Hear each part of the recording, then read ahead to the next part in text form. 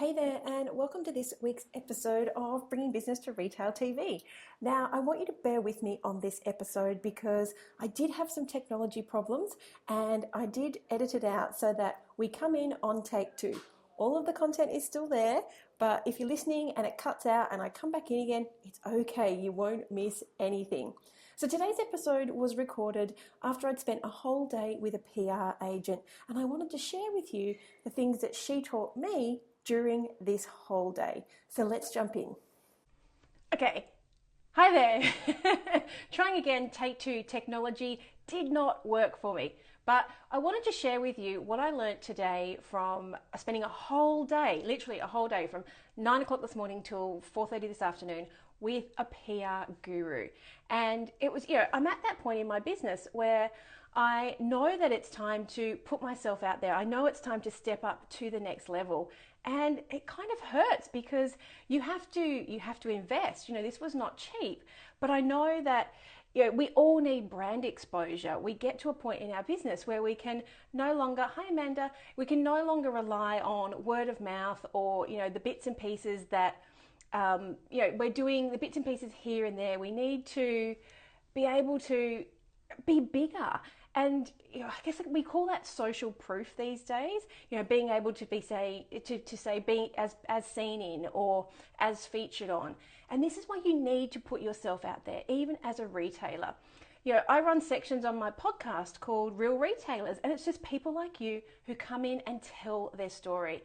And what is stopping you from doing that? What is stopping you from getting that exposure? Generally, it's fear, right? Generally, talk to me, tell me, what is stopping you from putting yourself out there and telling people about your journey and your story? Which leads me to probably the one thing that we spent the most time on today, and that was drawing out my story. And Annette did some fantastic work with me. Like I've always told my story at the beginning of the webinars, and I tell you about how that it's a true story. The day that I came into the shop, and it was a Saturday morning, and I realized that if I sold everything in the shop, by the time I'd paid for bills, paid wages, and replenished my stock, there was only going to be a couple of $1,000s left. And I realized at that point that I couldn't grow my business on a couple of thousands of dollars. So I tell you that story. It is my story. But she kind of dug a little bit deeper and she took me further back. And, she made me kind of open up. And I'm not ashamed of where I came from. Like I have literally come from, not having a home to live in to where I am now. And it's not that I'm by no means ashamed of that. I just kind of think, who cares? And one of the things Annette talked to me about was, people do care. This is the stuff that they want to know, that you didn't just get everything handed to you on a silver platter. You didn't come from a rich family and build this business. It's like, no, I came from a very, very dysfunctional, not very well off family. And I had to leave home when I was 14. So she drew this story out and we kind of picked out the pieces. There's some stuff that you guys don't want to know about, but there's some stuff that you probably do want to know about. And we probably spent about 2.5 hours working on this story, and she would just, flit from here to there and ask me questions. So what made you do what you're doing? How did you get to where you're going? What's your goal? And that question of goal, I've always had in my mind what I know, what I want to do in my business, but she made me think a bit bigger. So, one of the things I want to take from there and share with you is your story is so important. I tell you all the time that about page, it's the second most visited page after the home page. So making sure that you tell your story and you tell your customer, what's really important to you. Why is this business important to you? Why is it succeeding important to you? What is it? Okay, trying again with take 3. Oh my goodness, technology. So the whole point of this telling your story, the about page is the second most visited page on your website after the home page. So telling your story is really important. And when you want to do this, you have to dig a little bit deeper. Maybe there is a pain point in there that you want to share with people. Why is this important to you? Why is this business success important to you? What are you going to, is it a legacy? Is that what you want it to be? Is it something that you want to share? What is it why is this business important to you? And I guess that was one of the things that Annette dragged out of me was, it's really important to me to care for other people. It's really important to me to, to help other people, because that's kind of where I came from. So this brand story, the story behind why you started your shop, is so important. And if you have one of those corporate, about pages that just says, XYZ shop was started by Jane in 2008, and we aim to give our customers the best fast fashion in the world. People don't care. And this is the thing that separates you from big business, right? This is the heart, the soul, the community. This is what your customers are buying into. This is the difference between you and Amazon. This is the difference between you and Target. This is the difference between you and Walmart. Is people care about why you care about them. So that brand story, that digging deep and actually working really hard on why this is important for you, is good for you, but it is also really good for your customer. And it is what you propel your brand on. And one of the things that Annette and I talked about today was awards and how important they are for your business. Now, I know the process. I know these award things are not easy. Some of them take, the ones that I've been, some of them take 40 hours to fill in. That's a whole working week. But why are they important? Again, social proof. It shows the world, it shows your customers, that you are a dedicated brand. You aren't just this hobby business. You aren't just a fly-by-night thing. You aren't going to just disappear after 2 or 3 years because you got bored with it. The fact was, you have a fantastic concept and you want it to grow. And doing these awards is a great way to work out your strengths and weaknesses. And they will ask you this question. It's always a question. Is, what are you great at? What have you achieved? And then, what are some of the disappointments that you've had? They're always in the questions. And even if you don't enter the award, even if the fear of entering the award is too much, I would love you to go and download an awards package and maybe just work through it on your own. And, if you've got a couple of people who work with you, do it with them. Just use it as a tool, as a business diagnostic tool. Because when you're honest with yourself and you go, right, I know things I'm not good at. I know that there are loads of things that I need to fix. And I tell you guys this, I tell you about sales funnels and how some of mine are broken. I know they're broken. I just have to get around to fixing it.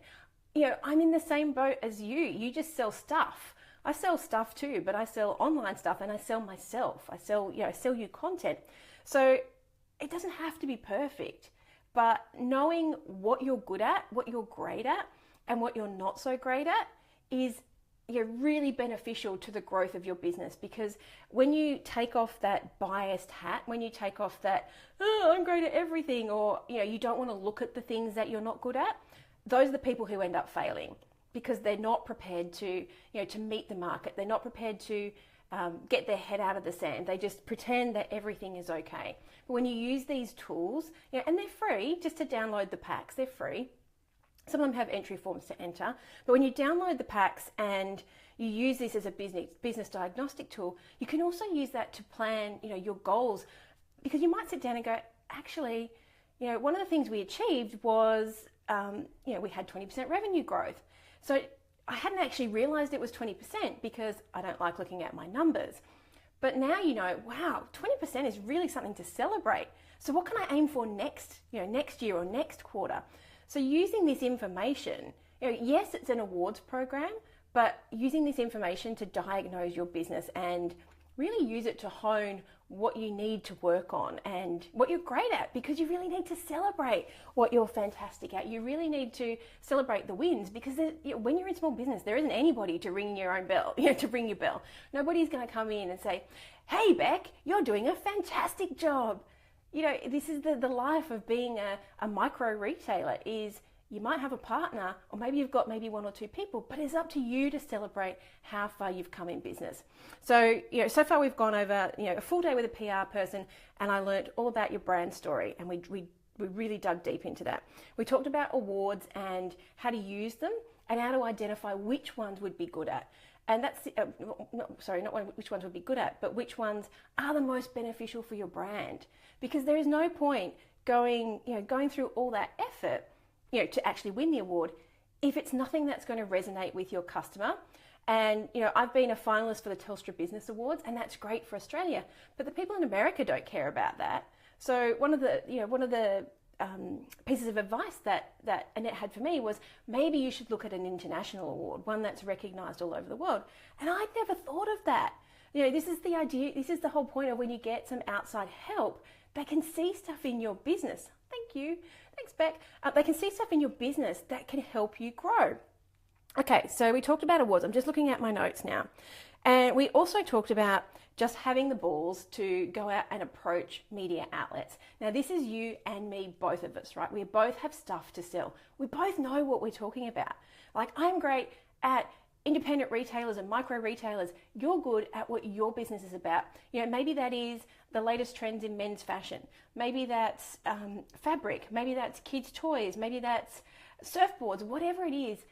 You don't sell it if you don't love it. This is the difference between you and a big business and a micro retailer. This is your strength. You sell the stuff because you love it. And that's where you're different. So all those, go and sign up to, Haro if you're in America. And over here we've got Source Bottle, and I just found another one today. I can't find it. I'll pop it in the comments when I find it in all my notes. Sign up to these things and monitor them because, hey, who doesn't want to put as featured in The Guardian, or as featured on the HuffPost, or as featured in the Sydney Morning Herald, whatever it is, even if it's your local paper. And it could just be you talking about the latest crazy trend and how you think it's a fad or how it's great or whatever. It doesn't have to be scientific. It doesn't have to be, you don't have to be the expert. You just have to have an opinion. And that's what journalists love, an opinion. So one of the things Annette was talking to me about was you don't always have to know, you don't always have to toe the line, if that makes sense. You don't always have to be in agreement. I kind of am never in agreement. So I'm a bit of an argumentative person. I'm quite opinionated, if you hadn't noticed. And she was saying, that's actually fantastic because sometimes they want somebody who will go, I don't see it that way, and who will give, their point of view across, because then it's different to what everybody else is running. So if you've got fidget spinners, the latest craze of fidget spinners for kids, you could say, we've decided not to stock them because we think they're dangerous. I don't know. I'm just making that up. But you see what I mean? You can say, this is the reason we chose not to stock them. And it's just your opinion, but that could get you in the paper. So when you are pitching to these people, journalists need stories. This stuff doesn't, gone are the days of Clark Kent out there snooping for stories. The stories need to come to reporters because they're so tight on deadline and they have no budget whatsoever. So the story is not about you and your business. The story has to be something so completely different. And I was talking recently about another PR lady I know, and she was recently in the paper about the fact that she never washes her own hair. She always gets it done at the hairdressers. I didn't know that, but this is how she got into the paper. So, pulling back to that story I was telling you about, what are the things in your life that you could talk about?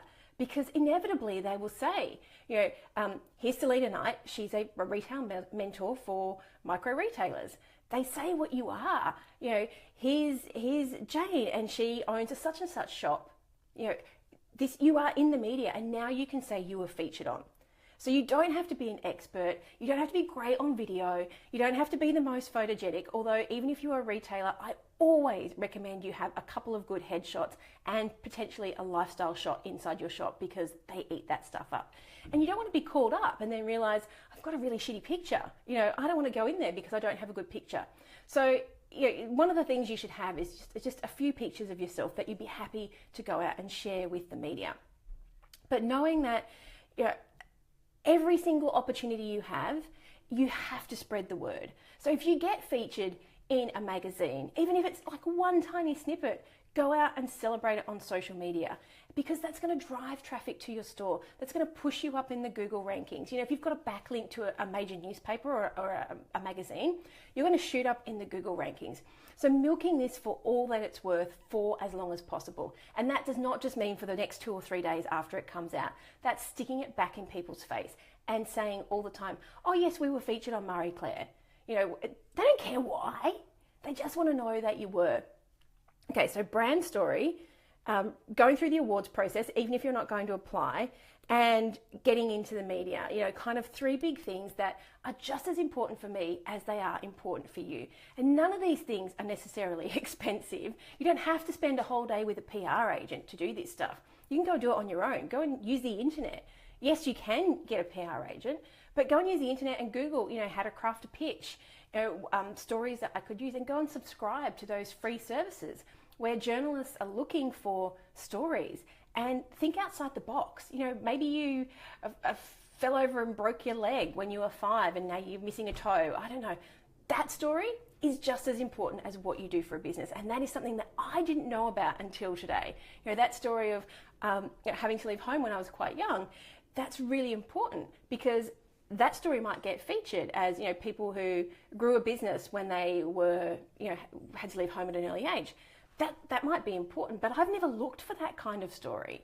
So just keep an open mind, and if you see anything out there that you just think, yes, I that was me, I did that, I've got an opinion on that, go and pitch to those people straight away, because the quicker you get in, the quicker they just need that answer, and the quicker they will contact you, or the quicker they'll post your item, your article, because they're running to a deadline.